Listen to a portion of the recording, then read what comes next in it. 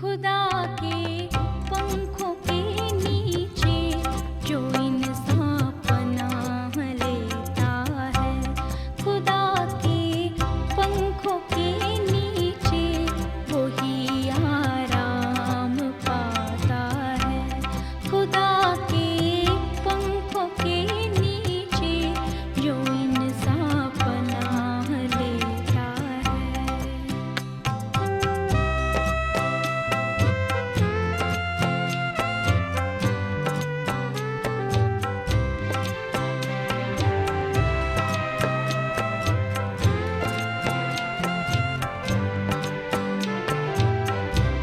पनाह मेरी खुदावंद है, मैं सबको ये बताऊंगी।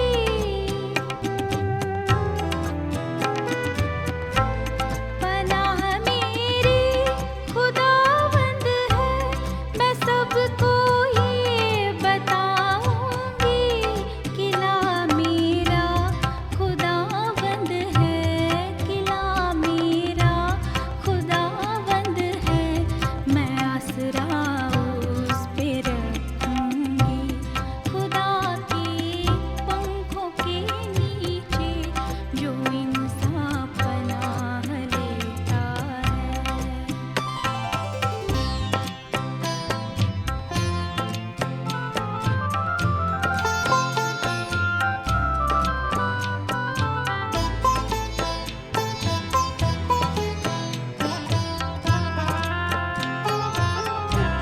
मुसीबत और दुख के दिन खुदा तुझको न छोड़ेगा।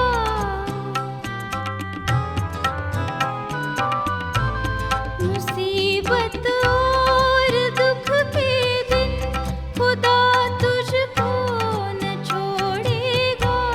करेगा वादा पूरा हो, करेगा वादा पूरा हो, कभी ना उसको तोड़ेगा। खुदा के पंखों के नीचे जो इंसान पनाह लेता है, खुदा के पंखों के नीचे वही आराम पाता है। परमेश्वर का धन्यवाद हो जिसने हमें ये फिर समय दिया कि आज हम परमेश्वर के वचन को पढ़ सकते हैं, क्योंकि हमारी जिंदगियां, हमारे अपने जीवन, हमारे अपने कामों के कारण हम बहुत परेशान हैं। हमारी जिंदगियों में बहुत दुख है। आए हुए बहन भाइयों का सबका मैं स्वागत करता हूं और मेरी ओर से आप सबको सलाम।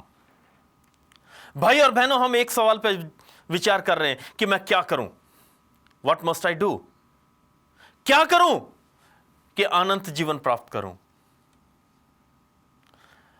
तो परमेश्वर के वायदे हमारे साथ हैं। अनंत जीवन की प्राप्ति के लिए हम परमेश्वर के वायदों पर विचार कर सकते हैं।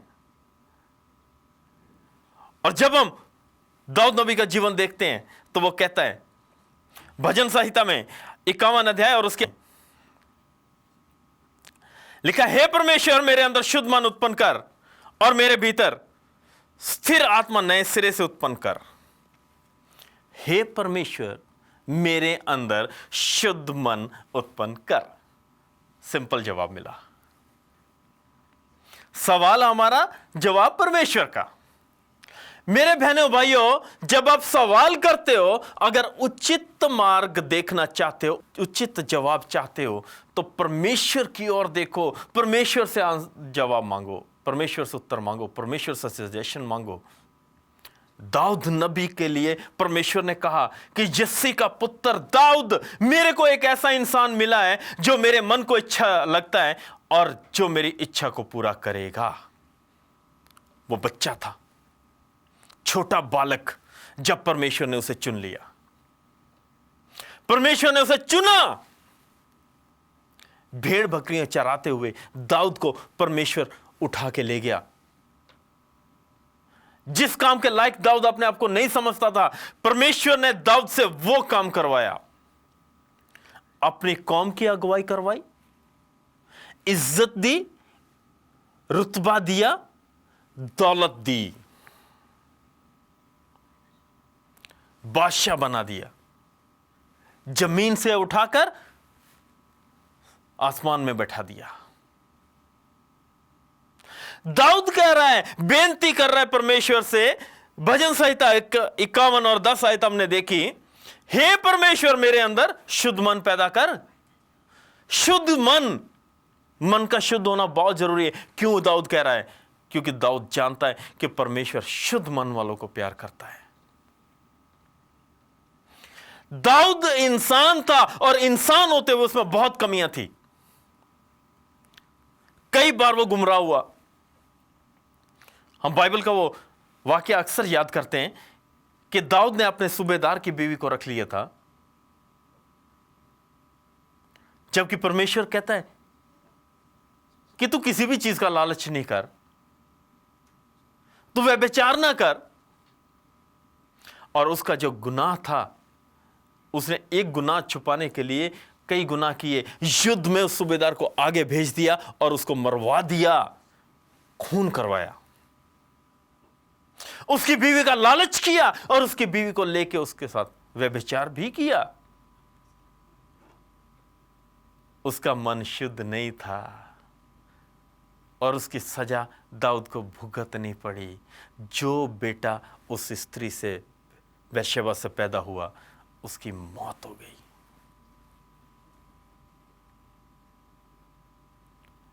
जो काम हम परमेश्वर की इच्छा के विरुद्ध करते हैं, यकीन मानिए मेरे भाइयों और बहनों, उसमें हमारे को नुकसान ही उठाना पड़ता है। उसमें हमारे को बेचैनी ही मिलती है। अगर हमारा मन शुद्ध नहीं है तो उसमें हमको पछताना ही पड़ेगा। हमारा दिल बेचैन ही रहेगा, क्योंकि वो काम जो हम करते हैं वो परमेश्वर की दृष्टि में भला नहीं है। हमारा दिल शुद्ध नहीं है।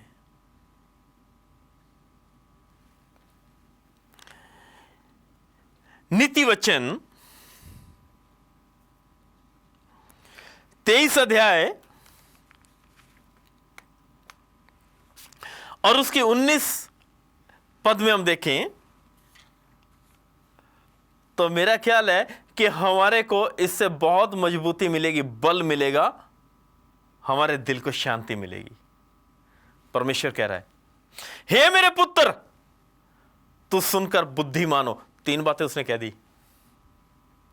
पहली बात कह रहा है, हे मेरे पुत्र। हम पे पूरा हक दिखा रहा है परमेश्वर।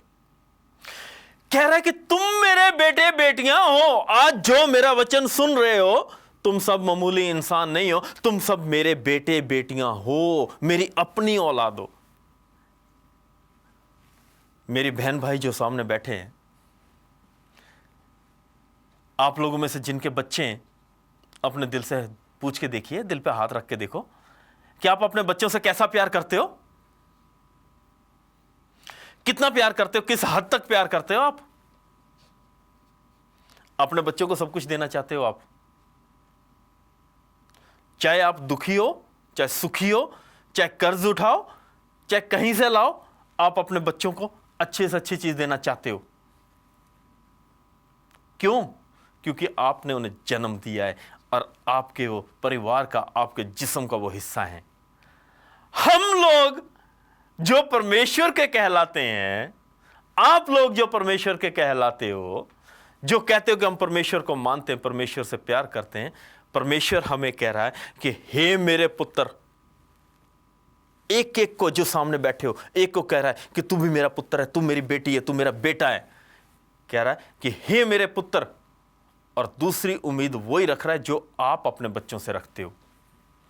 क्या है? आप अपने बच्चों को कहते हो मेरी सुन, हमेशा कहते हो कि मेरी सुन, और अगर बच्चे नहीं सुनते तो आप उन्हें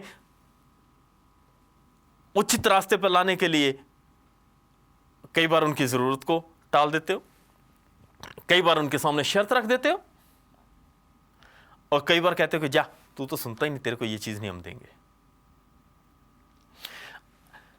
हम लोग सभी चाहते हैं कि हमारे बच्चे हमारी सुने। जो हम कह रहे हैं उसके अनुसार अपना जीवन व्यतीत करें। क्यों? क्योंकि हम जानते हैं जो हम अपने बच्चों को कह रहे हैं उनके भले के लिए कह रहे हैं। कोई मां बाप अपने बच्चे का बुरा नहीं चाहता।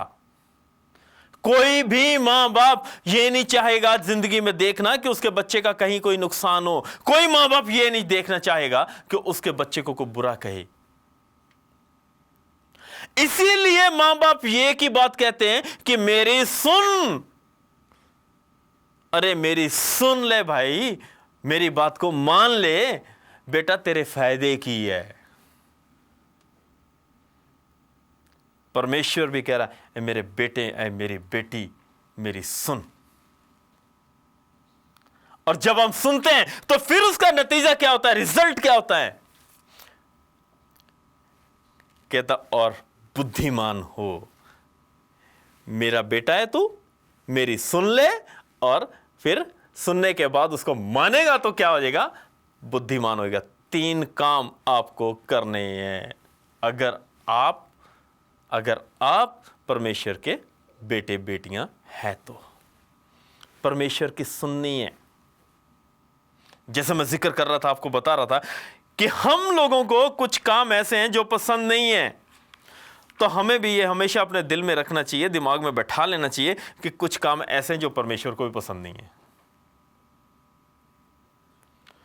क्या कभी परमेश्वर किसी का बुरा चाह सकता है? वो परमेश्वर जिसने हमें बनाया है, वो परमेश्वर जो सारी दुनिया का मालिक है, वो परमेश्वर जिसके कहे अनुसार सब कुछ हो गया, पशु पक्षी, पेड़ पौधे, जल के सोते पहाड़, सारी सृष्टि की रचना हो गई, क्या वो हमारा बुरा चाहता है? क्या वो परमेश्वर हमारा बुरा चाहता है जिसने फूलों को इतना खूबसूरत बनाया? हम सुबह उठते हैं, मुंह धोते हैं, सबसे पहले काम जो हम करते हैं, उठते दौड़ते हैं, शीशे के सामने खड़े हो जाते हैं अपने आप को देखने के लिए। घर से निकलने से पहले हर बहन भाई जाएगा शीशे के सामने, अपने कपड़ों को देखेगा, मैंने कैसे कपड़े पहने। भाई देखते हैं मेरी टाई सीधी है कि नहीं। बहनें देखती हैं कि मेरी जो मैंने पोशाक पहनी है वो मेरे शरीर पे अच्छी लग रही है कि नहीं। बहनें देखती हैं कि मेरा हेयर स्टाइल कैसा है। भाई देखते हैं कि मेरे चेहरे में कोई कमी तो नहीं है, मैंने शेव की है, कहीं रह तो नहीं गई। अपनी कमियों को दूर करते हैं, हमारे को अपनी चिंता होती है। लेकिन जो फूल हैं, फूलों को किस बात की चिंता? उनके रंग इतने प्यारे हैं कि जब हम देखते हैं तो देखते रह जाते हैं। कुदरत की देन, परमेश्वर की देन। हम तो अपने आप को संवारने में टाइम लगाते हैं, लेकिन फूल कुछ नहीं करते, परमेश्वर ही उन्हें सुंदर बनाता है। तितलियों को उड़ते देखो। आज इतना प्रदूषण बढ़ चुका है कि जब हम घर से बाहर निकलते हैं तो मुंह पे मास्क बांध लेते हैं। हमारी बेटियां, हमारी बहनों ने मुंह लपेटे होते हैं, वो शौक से नहीं लपेटे होते, वो सिर्फ अपने स्किन को, अपने आप को बचाने के लिए। लेकिन पक्षी, तितलियां जो उड़ती हैं, उन्हें जरूरत नहीं है छुपने की या छुपाने की। वो परमेश्वर की देन है, परमेश्वर की रचना है, परमेश्वर उन्हें पाल रहा है, परमेश्वर उन्हें सुंदर बना रहा है। हम अपने घरों में अनाज इकट्ठा करते हैं, मेहनत करते हैं अनाज के लिए। पक्षी कोई मेहनत नहीं करते, वो उड़ते हैं, गाना गाते हैं, परमेश्वर की तारीफ करते हैं, बटोरते हैं, खा जाते हैं। दूसरे दिन की उनके टेंशन ही नहीं है। और हमारी चिंता क्या है? सारे साल की चिंता होती है, बच्चों की चिंता होती है, बच्चों के स्कूल जाने की चिंता। कारण क्या है? कि हमारा विश्वास, हमारा भरोसा कमजोर है। अगर हमारा विश्वास परमेश्वर पे है तो हम अपनी जिम्मेवारियों को निभाएंगे। सुबह उठेंगे, खाना बनाएंगे, बच्चों को देंगे, बच्चों को स्कूल भेज देंगे, वो जिम्मेवारी है। टेंशन में जीवन व्यतीत नहीं करेंगे कि कहां से आएगा, कैसे करेंगे। परमेश्वर इंतजाम आप करता है। इसीलिए कह रहा है मेरी सुन, और मेरी सुन के तो बुद्धिमान हो, क्योंकि परमेश्वर, मेरे भाइयों और बहनों, कुछ काम ऐसे हैं जिनसे बहुत घृणा करता है, बहुत नफरत करता है। उसे अच्छे नहीं लगते। जो काम हमारे को अच्छे नहीं लगते, अगर मेरा बेटा कोई ऐसा काम करे कि जो मुझे अच्छा नहीं लगे, तो मैं क्या करूंगा? मैं उसको सजा देता हूं। सजा इसलिए नहीं देता क्योंकि मेरे को उससे नफरत है, सजा इसलिए देता हूं क्योंकि मुझे उससे प्यार है। पड़ोसियों का बच्चा गलती करता तो क्या आप उसे सजा देते हैं? कोई भी आप में से उसे सजा नहीं देगा। आप एक ही बात कहोगे कि ये उनके माँ बाप की जिम्मेवारी हो, अपने आप बच्चों को आप संभालें, सुधारें। लेकिन परमेश्वर कहता है कि तुम लोग मेरे बच्चे हो। हमारे को सुधारने के लिए परमेश्वर हमें सजा भी देता है। भाइयों और बहनों, नीति वचन में लिखा है कि कुछ चीजें हैं जिनसे परमेश्वर नफरत करता है। नफरत क्यों करता है?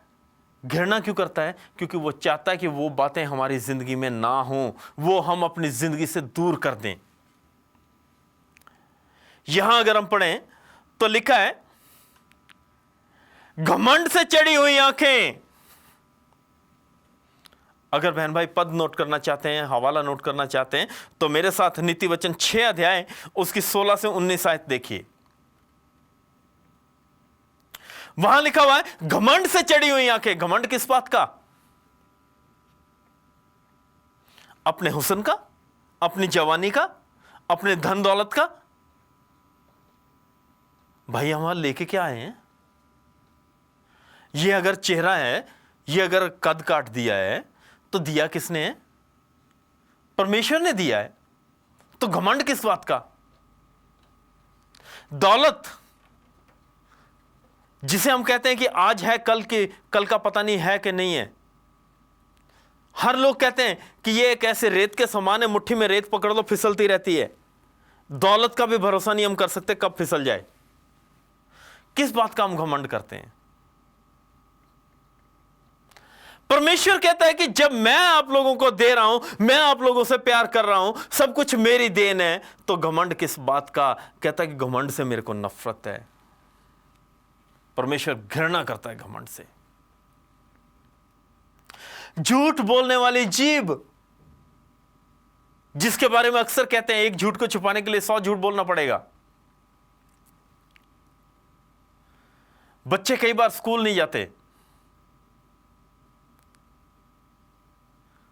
और आके बोलेंगे कि हम स्कूल से आए हैं, तो एक के बाद एक बहाने बनाएंगे। आज हमारा पीटी का पीरियड लगा, आज हमारे क्लास में काम नहीं हुआ, हमारे टीचर आए नहीं थे। वो ये नहीं बोलेंगे कि मम्मी मैं स्कूल गया ही नहीं था। टीचर बेचारा स्कूल में बाकी बच्चों को पढ़ा रहा है और वो बोल देगा कि आज तो वो टीचर आया ही नहीं था, सारा दिन हम ग्राउंड में खेलते रहे, जबकि खेलता कहीं और ही रहा। झूठ बोलने वाली जीभ, जिससे आप भी नफरत करते हैं, क्योंकि एक झूठ को छुपाने के लिए, कवर करने के लिए 100 झूठ बोलते हैं। एक के बाद एक के बाद एक के बाद एक गलती करते चले जाते हैं। परमेश्वर चाहता है कि हम अपने मन को शुद्ध करें। दाऊद नबी ने भी इसीलिए कहा कि मेरे अंदर शुद्ध मन पैदा कर, क्योंकि मेरे अंदर बहुत सी कमियां हैं, बहुत सी गलतियां हैं जो नहीं होनी चाहिए, जिसके कारण लोग नफरत करते हैं। तो हे परमेश्वर, तू मेरे को शुद्ध कर।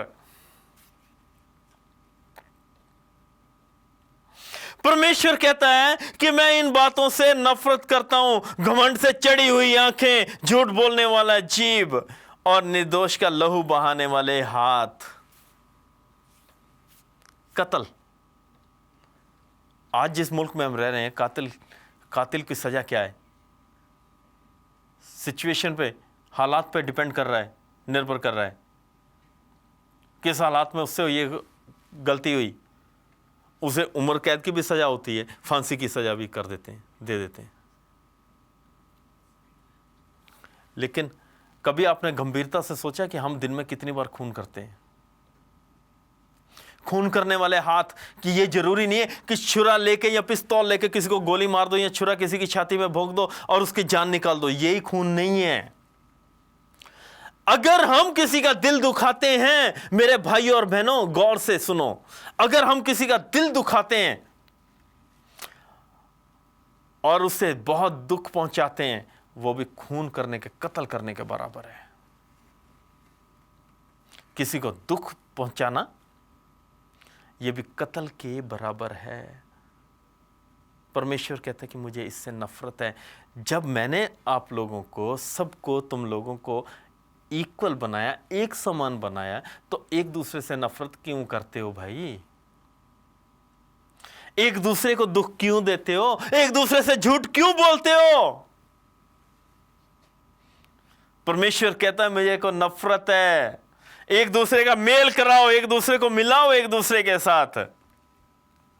और लिखा है अनाथ कल्पना घड़ने वाला मन, अनाथ कल्पना घड़ने वाला मन। उठते ही हम योजनाएं बनानी शुरू कर देते हैं। आज हमने ये करना है, मेरे भाई ने, मेरे बहन ने, इस सज्जन ने मेरे लिए ये किया, मैंने इससे ऐसे बदला लेना है। मौका ढूंढते रहते हैं, कल्पनाएं करते रहते हैं, सपने देखते रहते हैं। किसी शायर ने कहा है सपने समुंदर की लहरों की तरह होते हैं, जब हकीकत की चट्टानों से टकराते हैं तो चकनाचूर हो जाते हैं। बुद्धिमान बनना है, सियाने बनना है, परमेश्वर की ओर देखो, गलत सपने मत देखो मेरे भाइयों और बहनों। ये मेरी रिक्वेस्ट है, ये मेरी सजेशन है, मेरी बेनती है आपसे कि आप ऐसा सपना नहीं देखो जो परमेश्वर को पसंद ना आए। जब परमेश्वर की इच्छा के अनुसार आप सपना देखोगे, परमेश्वर से बेनती करोगे, सच बोलोगे, तो परमेश्वर आपका सपना निश्चय पूरा करेगा, आपको परेशान नहीं होने देगा। परमेश्वर प्यार करता है। वो एक ही बात कह रहा है कि आए मेरे पुत्र, आए मेरी पुत्री, मेरे साथ तू बना रहे, मेरे साथ जुड़ा रहे, मेरी सुन और मेरी सुन के तो बुद्धिमान हो जा। बुद्धिमान पुत्र को पिता परमेश्वर पसंद करता है। हम भी अपने बुद्धिमान जो बच्चे होते हैं उनको बहुत प्यार करते हैं। उसको पास बैठ के कहते हैं कि इस मेरे बेटे ने, इस मेरी बेटी ने मेरा नाम रोशन कर दिया, दुनिया के सामने मेरा नाम रोशन कर दिया है। और अगर बच्चा नालायक निकले तो हमारे को दुख पहुंचता है, तो हम क्या कहते हैं कि तूने तो मेरा नाम मिट्टी में मिला दिया। ये सोचो कि जो परमेश्वर हमारे से प्यार करता है, अगर हम उसकी नहीं सुनते तो हम उसको क्या कह रहे हैं? हम कहते तो हैं कि हम उस परमेश्वर को मानते हैं, हम उसके बच्चे हैं। जब हम उसकी सुनते ही नहीं तो कैसे बच्चे हैं? इसलिए परमेश्वर कह रहा है कि 6 वस्तुओं से यहोवा वैर रखता है, वरन 7 हैं जिनसे वो नफरत करता है, घृणा करता है। घमंड से चढ़ी आंखें, झूठ बोलने वाली जीभ, निर्दोष का लहू बहाने वाले हाथ, अनर्थ कल्पना घड़ने वाला मन, बुराई करने को वेग दौड़ने वाले पांव। बुराई करना चाहते हैं हम। आज के समय में बड़ा दुख होता है भाइयों और बहनों, जब हम देखते हैं जगह जगह हादसे हो रहे हैं।